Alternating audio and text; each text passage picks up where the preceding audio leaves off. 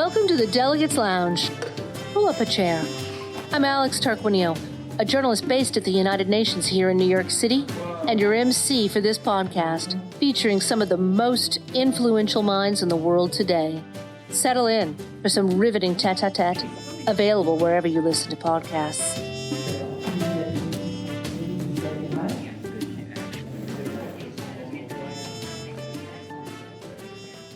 Welcome back to the third episode in our new series called Undercurrents, about the oceans and seas that unite us and sometimes divide us.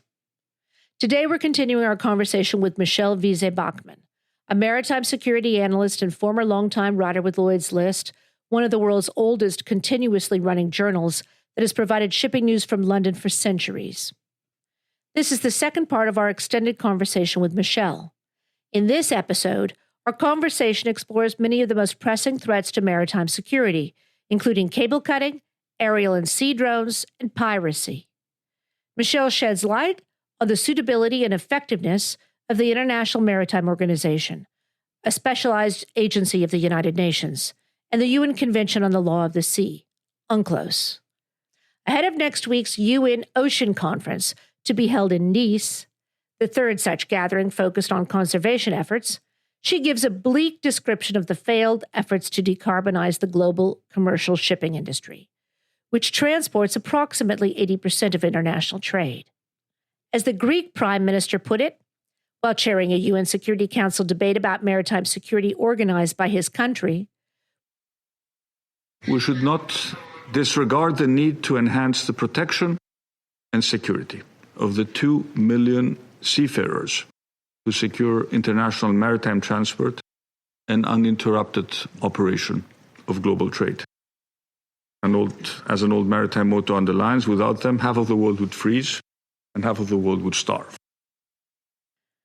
Our conversation ends with Michelle's time living in Panama in the 1990s, where she covered the preparations for the handover of the Panama Canal.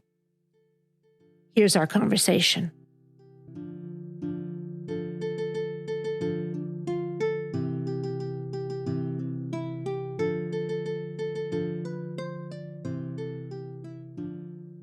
Michelle, have you noticed an increase in risk factors, and are there certain risk factors that have loomed into view that weren't really present early in your career? Well, I think the big one now is the risk of cable cutting sabotage, which we've seen in the Baltic. So there were 3 cases in the last 15 months. So the most recent one was a tanker called the Eagle S that was detained by the Finnish authorities after it was found to have dragged its anchor for over 100 kilometres, severing a really important electricity cable linking Estonia, and some other communication cables as well were damaged. There was also a Chinese-flagged bulk carrier that also damaged some cables that was detained, well, not really detained, but stuck in Danish waters for a while the Chinese argued with the authorities there about whether they were responsible or not. And then there was another container ship, also Chinese-owned, that was suspected of and actually found to have damaged, but a cable back 12 months earlier. So those 3 incidents have resulted in NATO beginning an Operation Sentry in the Baltic in order to try and deter and to keep a closer eye on those threats. So I think that's the big maritime security challenge in my area here in Europe. What, if anything, can the maritime authorities do to try and prevent this or reduce the risk of cable cutting? Well, it's really difficult to actually prove whether or not it's sabotage, which is why in the 3 cases that I cited before, the Eagle S, I think the Finnish authorities haven't really definitively made any charges. I think in the case of the first container ship, the New Polar Bear, the Chinese have actually just recently charged the master of that ship over the damage that was caused.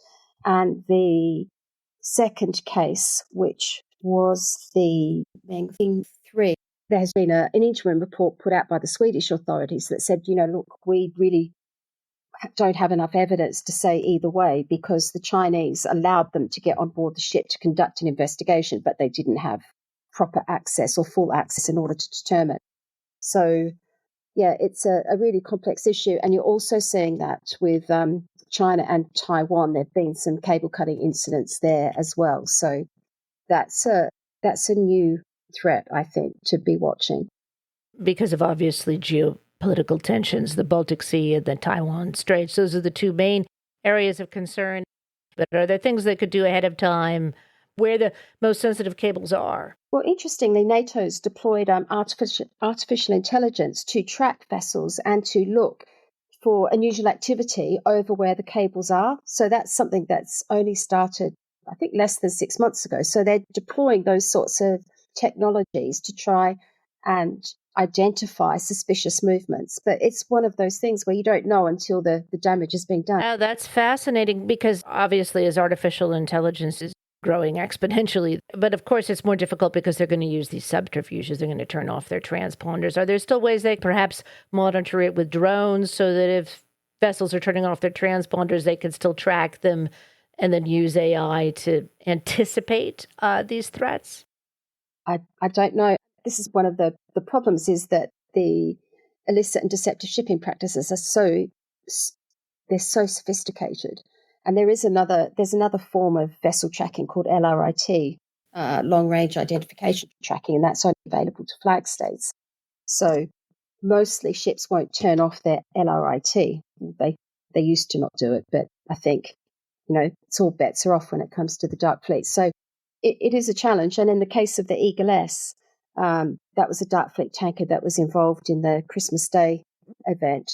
That was a ship that I wrote about that actually had previously been equipped with spying equipment to spy on NATO. It had been taken off the ship before this event, but the dark fleet are being used in many ways by Russian security to also serve a dual purpose. Mm. And speaking of drones, that's also a relatively new risk.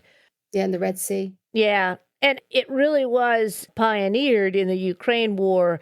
That showed the effectiveness of sea drones, in particular for a country without effectively a navy to sink missile ships.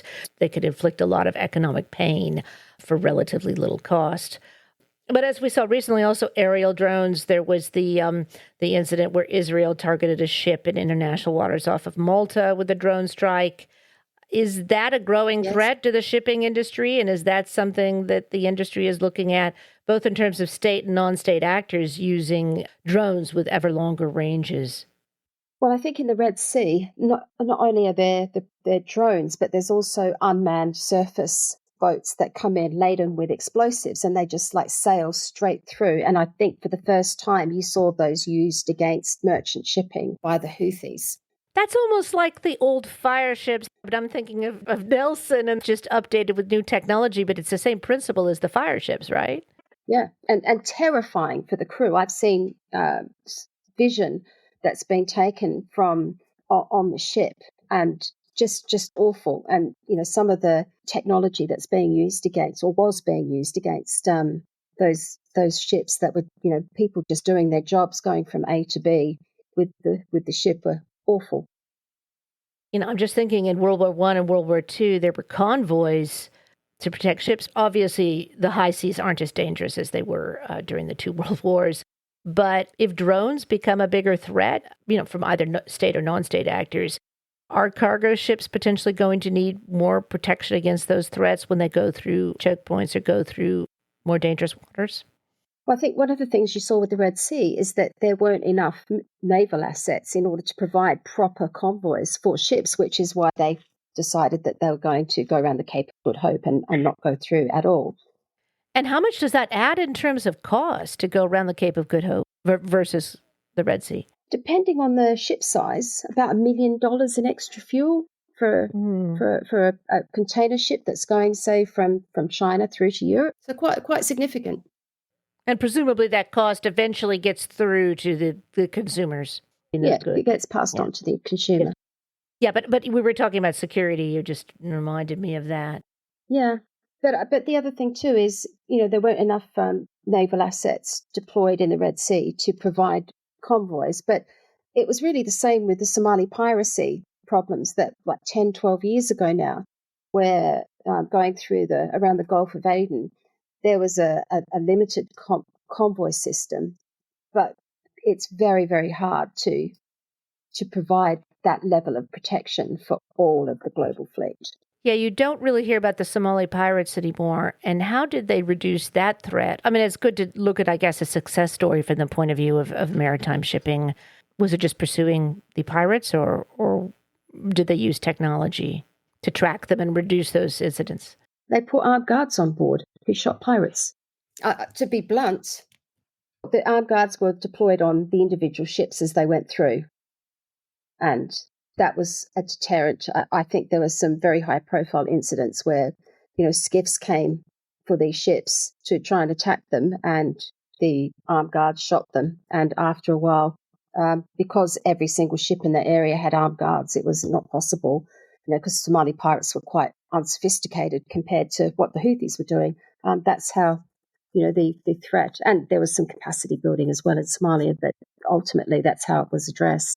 So that is, a rare success story at this point. And what are some of the major choke points? I mean, obviously we saw that in the Red Sea. I mean, that's the most obvious one, and then Panama Canal. It was really demonstrated in the Evergreen episode block in the Suez Canal. I think that's when it really became clear to the general public, at least. So Suez Canal, Panama Canal, and what are some of the other major choke points where, well, I mean, we're talking about accidents, for example, and perhaps caused by the Dark Fleet or others, but then there could also be deliberate terrorist attacks designed at blocking those choke points. So where are they?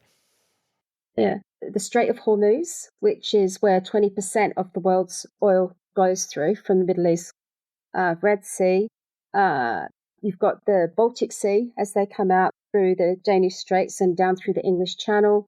You've got Bosphorus, Black Sea into the Mediterranean, and Singapore Malacca Strait. So they're the sort of key areas. Now, I did want to ask you also, though, about the UN Convention of the Law of the Sea, UNCLOS, because we've been talking about drones and cable cutting, and UNCLOS was drafted before the widespread use of drones. And I guess there was the risk of cable cutting, but we hadn't had these incidents, and perhaps cables were not as important as they are now with the internet. So UNCLOS, should it be updated to take into account these greater risks, or is it sufficient? Can it be used to address the risk of drones and cable cutting? Well, I think there's a lot of maritime legal debate about the suitability and effectiveness of UNCLOS, and I don't really want to get into that debate. But I do note that because UNCLOS does provide ships with the right of innocent passage, it does make investigations into any suspected sabotage really difficult to undertake. And, we've seen that in the 3 cases that I spoke about earlier in the Baltic. Not only do you have to be able to prove that it's sabotage, but you have to be able to interdict or intercept the ship. And those provocative interpretations of UNCLOS have not been undertaken in any of the cases that I've mentioned as yet. Is this the sort of thing you talked about in Malta with people? Yeah, one of the problems with the IMO is that it's got 180 plus member states, and it makes agreement by consensus. So when the IMO met, like the legal committee met, for example, to talk about the dark fleet and the problems with, fraudulent registries and false flagging and all of the geopolitical detritus that it has to sort out, it completely lost the plot. And there was a working group established. There was, it was a very fractious meeting. The outcome was watered down, and really you found that countries divided along geopolitical lines. So those that want something to be done about fraudulent flagging and all of the deceptive shipping practices were usually, Western allies, and those that didn't want anything done were countries that were benefiting from cheap oil or actually shipping these commodities and their proxies.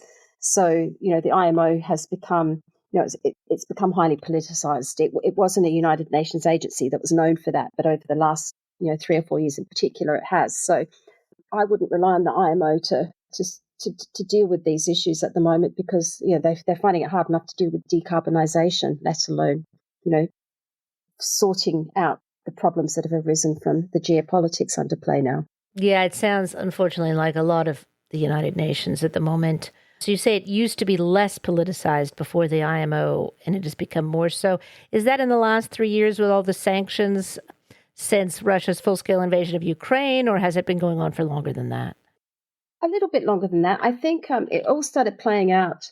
The IMO is mostly, a lot of it is technical, important work, and done by specialists in their area, regulatory policy specialists. But I think when the decarbonisation debate started, and you had everyone aligning with their, is it common but differentiated responsibilities. So that's also politicized, though, the decarbonization. So not just the dark fleet, but actually the ecological concerns are also, I guess I could see that those that are benefiting from cheap oil and gas are less in a hurry, shall we say, to decarbonize the global shipping fleet. So the interventions on decarbonisation debates, you'll see, your Saudi Arabias and your United Arab Emirates stand up and have a particular view that aligns with their government, and you'll see, the Chinese representative will have his view, and then you'll have Western views. And interestingly, the US is playing, for the first time at the legal committee, actually stood up, and their representative said, you know what, we're not going to make interventions, we're not going to have anything to say because we're reviewing all our policies, and our silence does not necessarily mean we agree with anything. And then they stepped back and stepped out, and they didn't turn up at the IMO for the recent decarbonisation debate. Wait, obviously that's since January 20th, but when did the U.S. representative say that? So they didn't turn up to the MEC, the Marine Environmental Protection Committee. Where was that? That was in April. So they had a really key meeting in April to decide. But you said before that. Oh, that was the legal committee. That was in March, and they stood up and they said, "We're here, but we're not going to be saying anything. But just because we're not saying anything doesn't mean we agree with anything." And then that was the last we heard from them on the floor. And then for the next big meeting, which was the MEPC, Marine Environment Protection Committee, they actually didn't even bother sending anybody to one of the most important debates that shipping had on the environment in literally decades. Are these meetings all in London? I mean, that's where the IMO is. Yeah. These are at the IMO headquarters in London. Thank you for telling me about that, because obviously you're really in the weeds. Yes, in the weeds that's the very good way to describe it. So seaweeds. Yeah, the seaweeds. I'm going to borrow that. In the seaweeds. It sounds like you're saying the U.S. is abdicating its responsibility. Yeah. By the way, we have the UN Ocean Conference coming up, and my understanding is the U.S. is not sending anyone to that. Unsurprising. That's unsurprising, you said, yeah. I don't know how that's being viewed, and if it's really because of course that's dealing with things like deep sea mining, which obviously the Trump administration is interested in. Yeah. But perhaps from the other side, also fisheries. Yeah, the U.S. at the IMO, I think, was once viewed as a safe and reliable old pair of hands. They had, some very well-respected people that would represent the U.S., and they're just not there anymore. I mean, are they literally not there? You think that some of the U.S. hands, have been. One guy retired, but certainly I've not gone and sort of strolled across the floor to do a meet and greet with the U.S. delegation. It's a different crowd. Okay. But they're all a whole new crew. So one person retired, some others may have been retired not by choice. Who knows? Right. Another area I wanted to ask you about is the Arctic. Do we have any idea? I mean, obviously, there's a lot of change. I mean, there may be new shipping lanes opening up soon, thanks to global warming, or maybe I should say caused by global warming. I don't know if we can thank it. Do we have any idea when the northern route will be more viable year-round? At what point in the century? And are there special risks, both ecological and security, to that opening up? Well, I think it will only open up quote unquote, when it makes financial sense. And so there are only certain cargoes where the 8 or 9 day shorter voyage from Europe is going to make any sort of financial sense. And also you have to remember that you're going through Russian waters. And at the moment, you also need to hire Russia-owned nuclear icebreakers to go with you. And so there's a cost there. So I think geopolitics may reduce the attractiveness of the route for a lot of Northern European countries, but it may increase the attractiveness for Russia-Chinese shipments, which I think is something to watch. Right, and China has described itself as a near-Arctic nation, something the members of the Arctic Council do not agree with, or at least those, I don't know if Russia has taken a position on this, but the other members. I mean, the U.S. has expressed an interest in this across both the Biden and Trump admin, because, of course, Biden announced that at NATO last summer that they would have an icebreaker agreement with Finland because most of the icebreakers in the Arctic are Russian. Well, good luck with getting your Finnish-built nuclear icebreaker flagged in the US anyway, given all the laws that you're putting through at the moment. And then secondly, getting it to enter Russian waters. You know, but the interest in the Arctic was a big part of all of the politics around the Greenland issue, Vice President's trip to Greenland. So clearly the Trump administration has an interest in that region and the shipping lanes. Whether that would really be possible or viable with the Russian, I mean, there's the Northeast and the Northwest Passage. Yeah. I don't know if the Northwest Passage becomes more navigable and how important Greenland would be to that. Well, there's a lot of LNG, liquefied natural gas projects that are partially developed by Russia in the Arctic as well.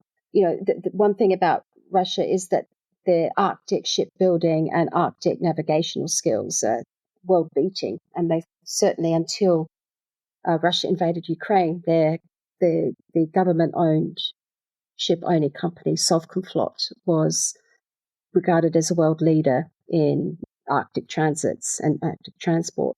Is this another concern, an ecological concern?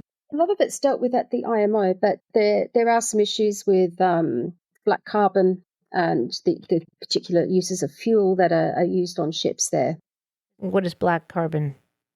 So black carbon is their shipping emissions, and they're very, very harmful in the Arctic. And there has been, for the last 5 or 6 years, there's been debate at the Environmental Committee about how best to reduce black carbons with various degrees of success. So black carbon is a term for the shipping industry. For those are the emissions that come from the ship into the air. It's called black carbon. But the Arctic environment would, I guess, be more ecologically fragile than some places. First of all, it is remote, and it has not until the present had these emissions. I mean, that's part of the whole wonder and appeal in our imagination. It's at the far north. I'm wondering, too, if that's part of the appeal for people who work in the industry. It does have a certain romanticism, too. I mean, even Generation Z likes the sea shanties. Yeah, I know. It's very atavistic, drawing your livelihood, the fish and the minerals from the sea. Can you talk a little bit about what drew you to covering the maritime industry?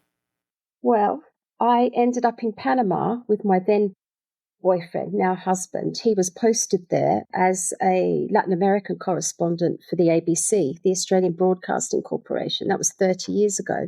And as a young freelance journalist who didn't speak any Spanish, I had to find a way of making a living very quickly. And of course, everyone spoke English in the shipping community. You had the Panama Canal, the ports were being privatized, you had the Panama flag register.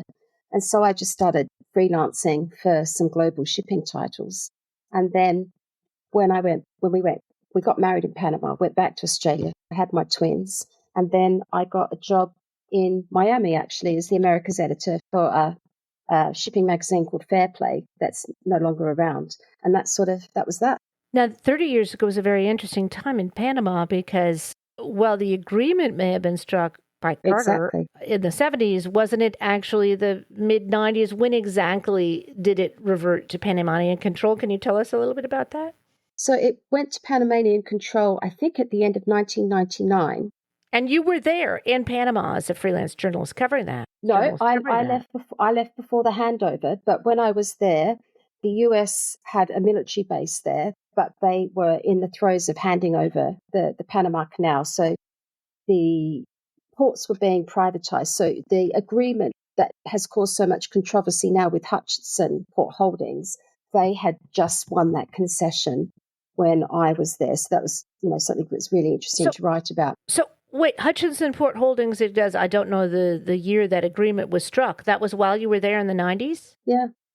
They've been there for ages because they were selling off the ports back then. And the privatization was part of the transition. Yeah. Fascinating. And why do you think, other than, of course, the political, the change of the Trump administration, why do you think it has become an issue now? Is it because, we've been talking for time now on the dark fleet and all of these geopolitical concerns, how they're expressed at sea. Is that a part of the reason why that agreement and the Panama Canal has come back, or is it just more geopolitics? I think it's geopolitics. The way that the canal is structured, so there's a mile of land either way on each side of the canal that used to be US owned, that was handed back, and it's all open. And the ports, there's no way you could take control of the canal. It's just not physically feasible. It's just one of the craziest ideas that I've heard in the maritime sector for a long, long time, taking back the Panama Canal. It functions really well. The Panamanian government, they've had it for nearly 25 years, and they've done a fantastic job. They've expanded it. They've maximized and increased tolls, but it's their asset, and they're entitled to do that. Just like the Suez Canal can control the canal. Michelle, thanks for joining us today in the Delegates Lounge. It is a fascinating conversation that I think will be of great interest to our listeners. Thanks very much for having me, Alex. Lovely to chat.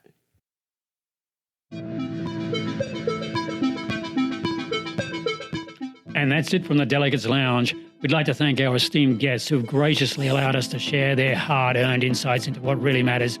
And then there's you, our listeners, who we hope are sufficiently edified to clamour for more of the same.